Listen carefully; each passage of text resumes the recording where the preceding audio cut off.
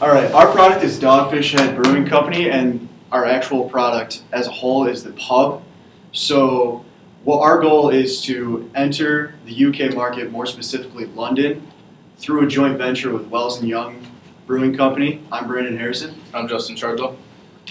So I'm just going to go over a quick overview of the organization. So the organization was founded in 1995 by Sam Calagione, who actually started brewing beer in his own apartment in Manhattan in pots and pans on his actual stove.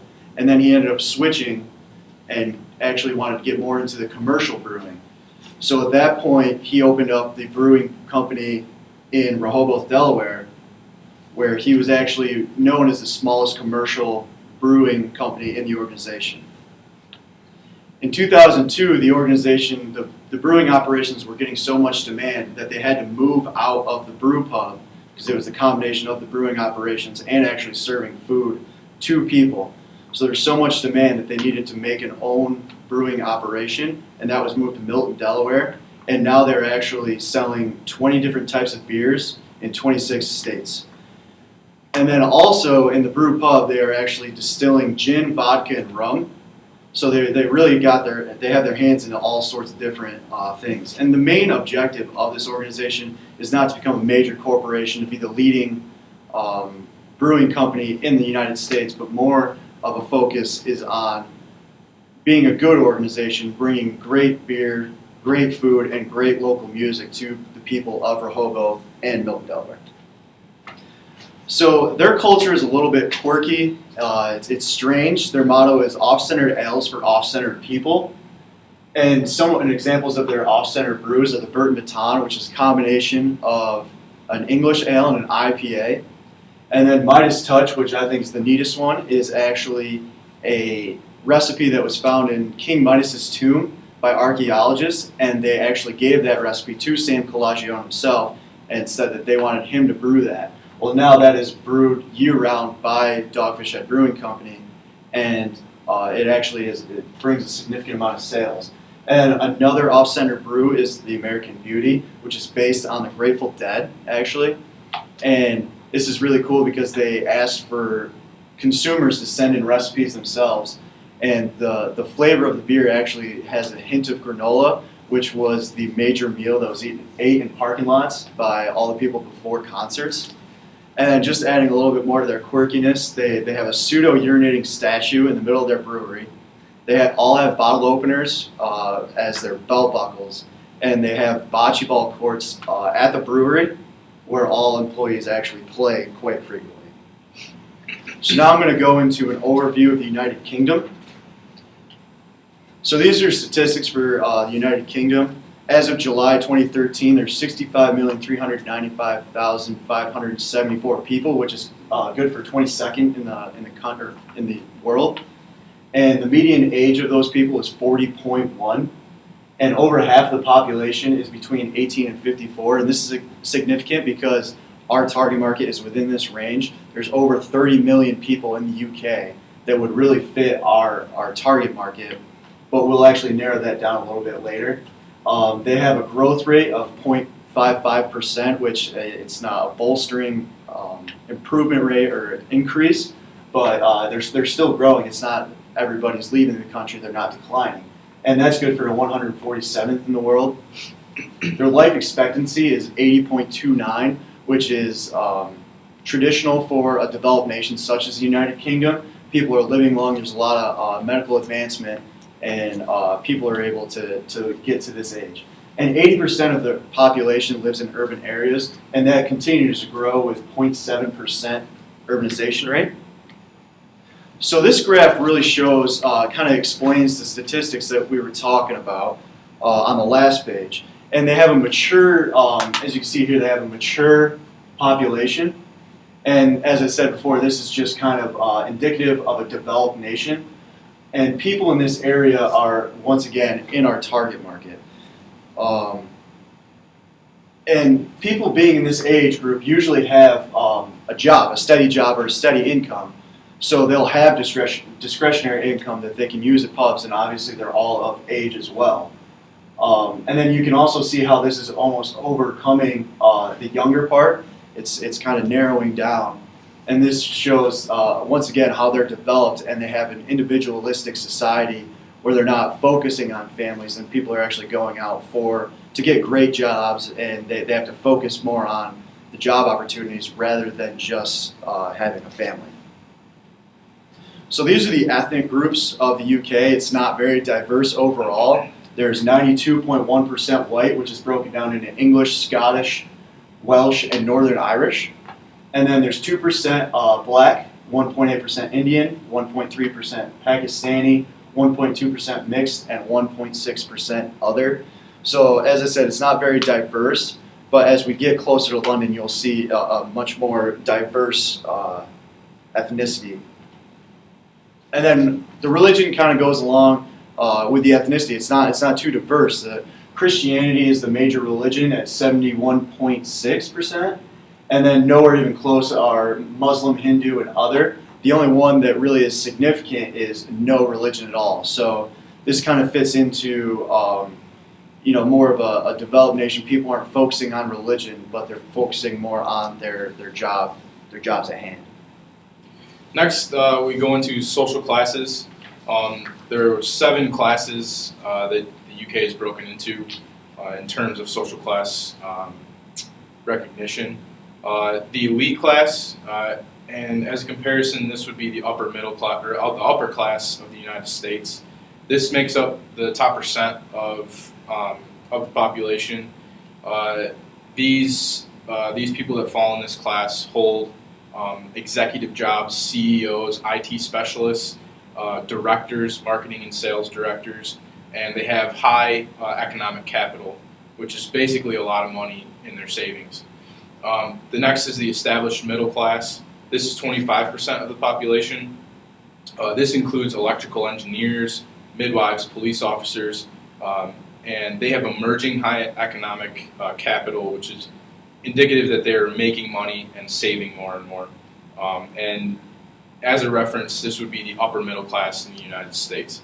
The technical middle class makes up 6% of the population, and this includes pharmacists, administrators, scientists, and basically all professionals.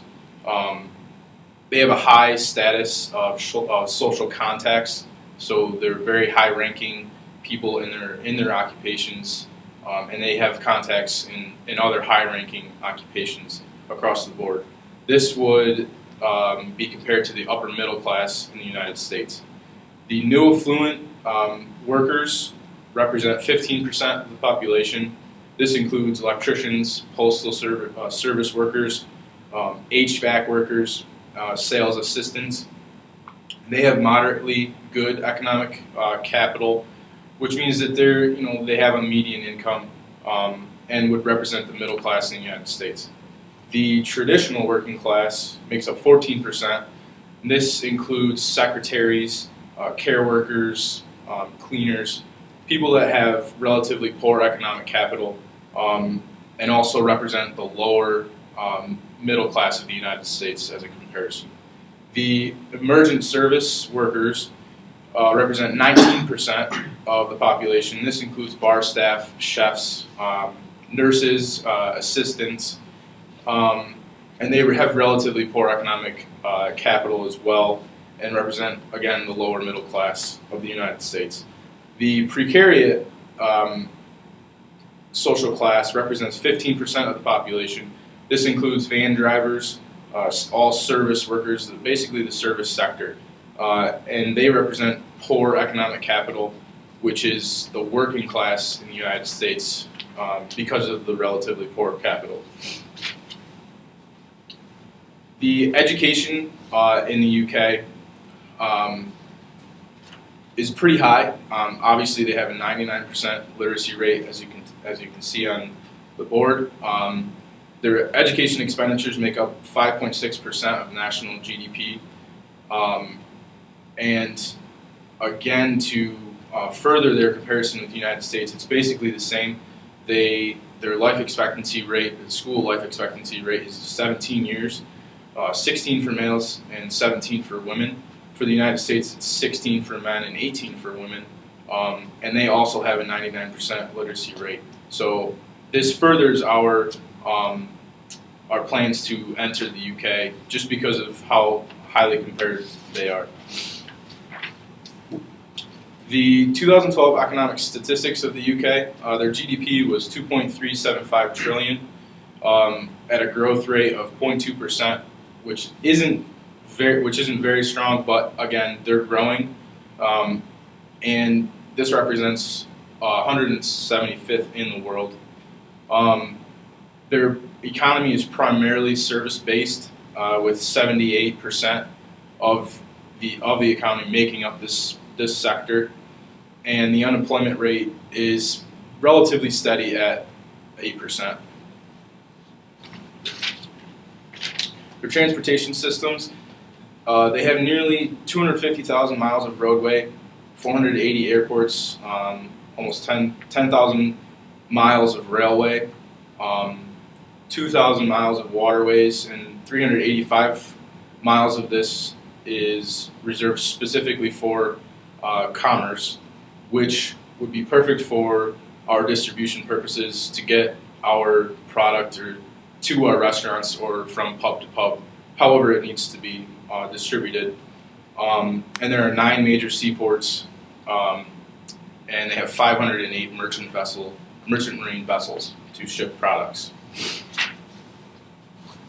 Communications in the UK, they have advanced telephone communications. 33 million have landlines and 81 million have cellular devices.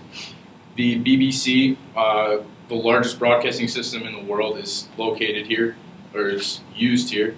And it has hundreds of television and radio stations, which is perfect for our advertising campaign, where we will describe it later in detail, but it just represents the perfect place for us to advertise our product and to get people aware of our brand. And there's a significant internet presence with 51 million internet users in the UK. So this chart represents the Hofstede's cultural dimensions, and that includes power distance, individualism, masculinity, uncertainty avoidance, and long-term orientation. And again, we compared it to the United States because Dogfish Head is headquartered in the United States. For power distance, it represents 35, and this indicates that people want the inequalities between the upper class and the lower class to be minimized. The individualism is very high as compared to the United States as well. This represents that people in the UK are very individualistic and private, and they believe in personal fulfillment. Masculinity is high. They are very success-oriented, and it's said that they live to work, they don't work to live. Uncertainty avoidance. In general, people in the UK are wake up happy, not knowing what the day is going to bring, and they make it up as they go. So, in general, they don't really care if the day becomes bad because they know tomorrow is going to come. And their long-term orientation, they actually are very short-term. They have short-term goals, especially in business. They look for quick returns, especially quarterly returns, and quick results as well. So here are some London statistics, and this is specifically where we would target our initial entrance into the UK. London's population represents 8 million people. 4.9 million are white. 3.3 million are non-white. And again, London is the youngest city in the UK, with nearly 63% of that population representing people under the age of 44. And this is perfect for our target market, as we will describe later, because it's heavily represented in London. So here is a list of the pros and cons of London. The language is obviously a benefit because they speak, they speak English, which is good for us because we speak English as well. The cultural similarities, as noted on the Hofstede's cultural dimensions chart, a high percentage of the target market, again, more than half of the population is under 45 years old. So that's a perfect market for us to enter our pub, and the diverse population that London brings. Some cons are the high duty rates. It's very expensive to sell alcohol in London. The decreasing consumption of alcohol, beer in general. More and more people are trying to live that healthy lifestyle, so they're avoiding the consumption of alcohol and resorting to wine. And there's high market saturation of pubs in London. There's a lot of choices, a lot of different options for people to visit or to eat. All right, so now I'm going to talk about the target market. So obviously we're going to be in London, and London's great because it is the most populous city in Europe. So obviously there's going to be an ideal or a huge amount of people. As Justin said, there's over 8 million people in London itself. The key characteristics of our market, or our target market within London, are the young. So we're not necessarily sticking with young people in their 20s, but we're going to extend to their 30s and even halfway through their 40s, because these are the people who are still going to be going to the bars.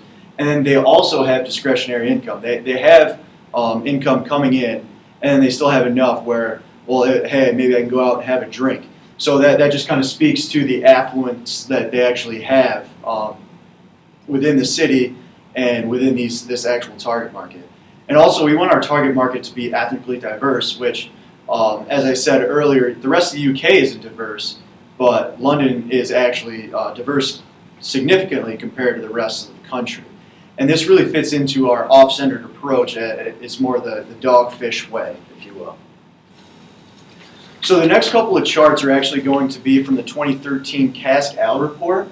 And it was posted on how to run a pub. And you can really use these graphs to really show how a pub can actually be successful in London. And we compared these graphs with different areas of the UK. So I believe it was Northeast, United Kingdom, Northern Ireland, Scotland, and Wales. So, but they specifically went with London as one of their target markets.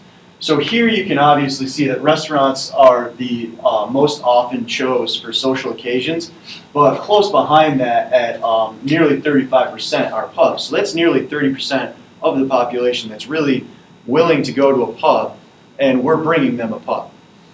And I'll go into further detail throughout the rest of these graphs. So the next question is, how often do we say you go to a pub? Well, right here is just ideal for us, because this is over 30% of the people go to a pub at least weekly. So that means we're going to just have constant demand coming back into us. And then even being able to use these people, so a few times a month, you're still getting a revenue, multiple times a month. Around once a month, not as ideal, but maybe we can increase their use of our product. And then this one, where you live now, is there a particular pub which you would regard as your local? So this is really what it's really breaking it down into is, how loyal are you to a certain pub? Well, in London, there's just over 40% of the people are loyal to a certain club. But what's most ideal is the fact that we have that many people, this huge percentage of people that aren't loyal to a certain pub. So this basically says that our entry really isn't going to be too difficult, because it's not everybody broken down. We don't need to break their brand loyalty. We can actually come in and create brand loyalty with this percentage of the population. And then this product really this graph shows which of the following types of pubs do you prefer, and they can select more than one, up to two.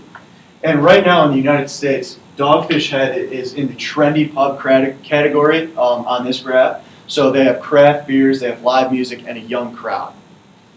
But what our partner, our joint venture with Wells and Young will actually benefit us is that they are actually traditional pubs, so they can actually bring us back, bring us into this group. So there's no frills, a traditional decor, and a local crowd. So as I said earlier, our entry strategy will be a joint venture with Wells & Young Brewing Company. And the major benefits that we're going to get are the knowledge of the market. So we're going to have contacts, we're going to have suppliers, we're going to have knowledge of the market, what's the most profitable market that we can actually hold on to and be able to generate sales almost immediately. It just takes away some of that lead time that we really need or want to avoid at the beginning. Next is brand association. So we're a young company. We were started in 1995, and we're an American company. Well, by partnering with Wells & Young, their company was started in 1876 in Bedford, which is under an hour away from London. So this is a beer that people have had. They've been to their pubs around the country. So they know that with our brand associated with their brand, that it's something that they can trust and they can really put some money into. Another benefit is the increased resources. So it's not just our money going into the company or into the pub immediately. We can also include some of the money from Wells & Young. So that there's more opportunity there. And then going along with that is lower risk. So it's not 100% our investment. It is our investment included with Wells & Young's investment. So we're not taking 100% of the hit. We could be taking 51% of the hit or even 49%. However, it's really broken down. Next is our prior relationship with Wells & Young. It was a few years ago, Wells & Young and Dogfish had created a beer which is the DNA UK, which combined the East Coast brewing styles of Dogfish Head, and then a traditional English brew from Wells & Young. So we've already spoke with these people. We know that we can work together. We can actually be able to create a management style together that hopefully can benefit both of us. And then last for the benefits is we're avoiding import taxes. So now we're going to be brewing within the company, within the pub, and then it can actually expand from there where we can start distributing the alcohol throughout the country from our brew pub. But we're avoiding the taxes, which are immense, and it would increase our expenses incredibly. While moving to the country, it's an upfront cost, but we can make that return on investment pretty quickly. Some drawbacks are sharing profit. So we're not going to be able to take home 100% of the profit, but it almost is offset by it's lowering our risk and it's increasing our resources. So we can forgive that. Also, we're going to be losing some control, which it might be an issue for Dogfish Head since it's such a quirky company. It's so off-centered. So, but it should be able to work. As I said, the companies have worked together, so we'll be able to work it out. And then disconnect between home and foreign management. So it really is going to be difficult to basically manage two different companies within one company on either side of the pond. So it could be just a drawback that we could notice. So here's a video describing Wells & Young Brewing Company.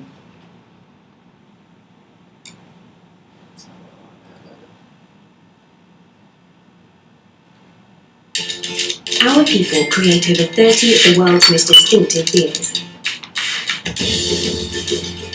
They're drunk in our 200 local pubs around England, distributed to thousands of shops, bars and pubs around the UK, and exported to over 40 countries around the world, from the USA and Canada to Italy and Russia. We've even exported the notion of the quintessential British pub to France, with John Ball pubs from Paris to Lyon. No wonder our export sales have risen by over 20% year after year. Our browns are the stuff of legends. Some of them have been brewed for nearly 200 years, and some of them have only recently been launched. Some have their roots here in Bedford, others are from further afield. But they're all distinctive, and many are award-winning.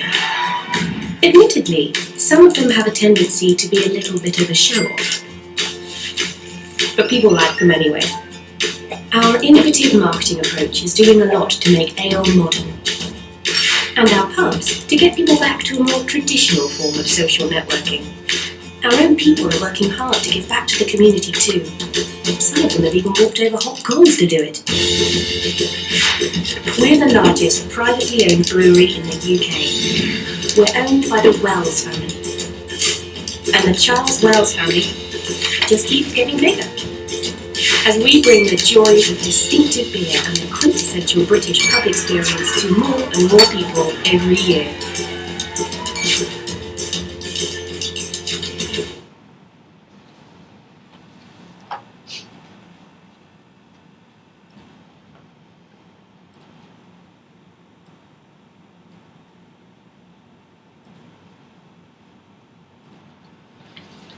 So the goal of that was really just to give it a quick overview of the Wells and Young Brewery and show how it's actually going to benefit us by giving us that traditional edge that really counteracts our off-centered and quirkiness and young atmosphere.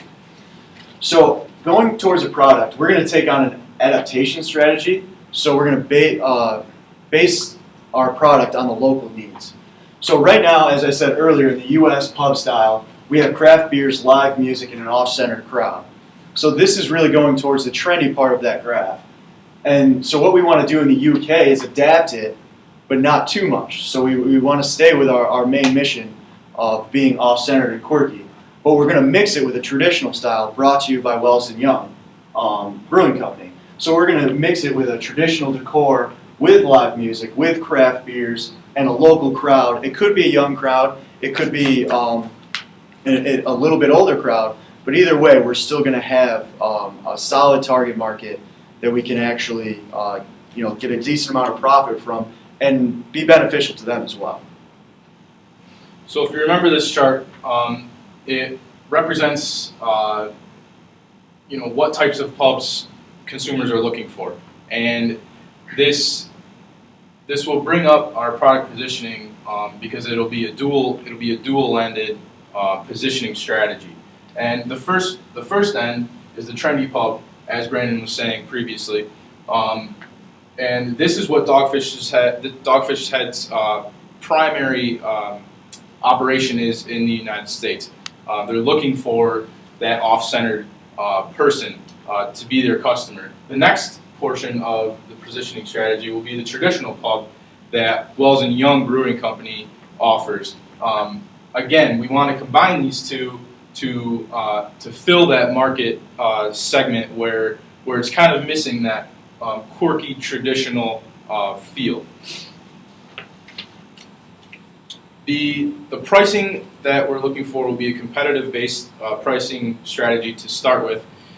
This gives us the opportunity to enter the market and create a perception of our product to the consumer. And it can be kind of a test market, so to say. The next half of the pricing strategy will be a demand-supply based pricing strategy, which will follow the first half. And this is where we can more accurately estimate the demand, and our hope is to find a place where we'll be equal in both the supply and demand, so we can find a price that benefits us but also benefits the customer as well. The promotion of our product it'll be a pull strategy. We want to stimulate sales. We want to bring people in to our pubs, and this can be done through coupons, so buy one get ones, beer and drink specials throughout the week, price off promotions, so happy hour, special mugs for certain nights that will get discounted draft beers, sampling, so new brews or menu items can be sampled when purchasing a certain drink or a certain menu item. This will stimulate people to offer our products in a different way, so people can test our new stuff and we'll get reviews back. And then gifts, purchasing a certain amount or having a certain bill, and you'll receive a special gift, maybe a koozie, a bottle opener, a t-shirt, all with the Dogfish Head logo on it to further our product or to further the pub and get the word out that we're around. Next is our advertising strategy. There are various types will be used. Traditional, obviously, television, radio, and We're also going to use guerrilla marketing, so we'll be putting stickers, flyers, banners in subways and bus stations, and we'll also use the extensive network communications system that's provided by the BBC. Obviously, it's the largest communications company, which will allow us to use various types of advertising and at a reduced cost, because again, we're going to use the guerrilla marketing, which will put our brand everywhere. So here's a little SWOT analysis of the pub style entrance that we're going to use. Some strengths: the pre-existing relationship with Wells and Young. Obviously, this brings us numerous amounts of contacts that will help us gain resources that we need to start out and reduce our costs. A high quality product, the menu items, the beer itself, very top notch, and this is because it's a home brew, it's a craft brew, so people will pay top dollar for these products. The position fits a market need. Again, we're trying to combine the trendy atmosphere with the traditional atmosphere, hoping to bring in the young, middle-aged crowd. And Dogfish head of management is very knowledgeable in pub-style operations. They're very successful in the United States. Wells and Young has been around for many years. So together, the two it just further strengthens the company and the operations. Some weaknesses: Dogfish Head is a very young company and a small operation, so it'll be hard for us to get a firm establishment without the help of Wells and Young. There's no foreign experience, obviously, because they're small. They haven't gone overseas, besides the relationship with Wells and Young, which is just a single craft brew. The conflicting management styles between partners, because of the because of the trendy style that Dogfish Head management has, and the traditional style of Wells and Young, there could be some conflict between the two, just depending on who's running what. Some opportunities and threats. The opportunities: highly dense population. Again, the target market is represented very densely in the population of London and the UK as a whole. Frequent visits to pubs by the target market, as one of the charts indicated previously. Also, there's low loyalty, so this will give us a chance to establish ourselves and become very popular. And our hope is to create an environment that people will visit very frequently and become loyal to. The strategic contacts through Wells and Young. Obviously, this relationship will continue to benefit both companies, and the possibility to become wholly owned. We might, if this becomes successful, very successful, we'll be able to gain enough capital to break away from Wells and Young and become wholly owned, which will benefit us, because then we'll have 100% of the profit, 100% of the control to make the most revenue. Some threats: the alcohol consumption in the UK is decreasing and wine is increasing, so people are breaking away from the spirits and the beer and going more towards wine, which could be a threat for us, because again, we're specifically looking at craft brews in our pub style restaurant. There's market saturation again in London and the UK as a whole of pubs. There are many options for people, so this just continues to threaten the business success. But again, with the strategic advantage that we have with Wells and Young, we should be able to mitigate that. It is an American brand, so this is troubling, because many foreigners view Americans as, or view American brands as maybe not so good, or maybe they just don't want to support the American style way of business. high and increasing duty rates. Again, it's very expensive to sell alcohol in the UK, but hopefully with the established relationship with Wells & Young, we'll be able to mitigate those costs further. For some concluding remarks, obviously London creates the ideal location, an environment for Dogfish Head to enter in with a pub-style operation. The relationship with Wells & Young creates an ideal network of communication and contacts, and furthers our brand recognition because of their already established market that they have, and they're everywhere. They're world renowned, so that helps us even more. And the dueling positioning strategy, it creates a broader but still defined target market that is on point and where we want to be in the UK. So this concludes our presentation. I hope you enjoyed it, and we look forward to your remarks.